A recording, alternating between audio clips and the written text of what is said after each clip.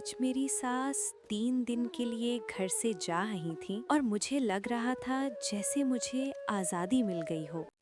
सुबह वो तैयार हो रही थी और मुझे बार बार हिदायत दे रही थी। ये काम करना, वो साफ रखना, कुछ खराब नहीं होना चाहिए। मैं बस खामोशी से सर हिलाती रही। जैसे ही वो घर से निकली, मैंने एक लंबी सांस ली।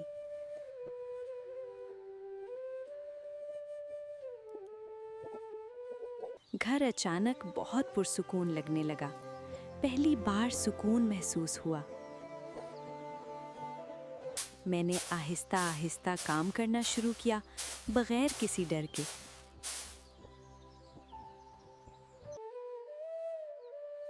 फिर मैंने सोचा, आज अपनी पसंद की चीज़ बनाती हूँ।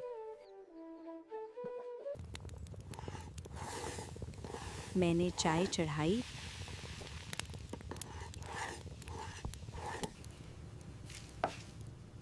और गरम-गरम समोसे बनाने लगी। मैं सुकून से बैठी और अपनी पसंद की चाय और समोसे खाने लगी, जैसे ये लम्हा सिर्फ मेरा हो। लेकिन अचानक दरवाज़ा खुला।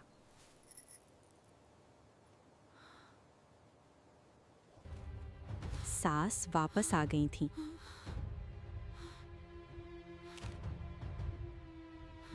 उन्होंने मुझे बैठा हुआ देखा और उनका चेहरा बदल गया। यही काम था तुम्हारा?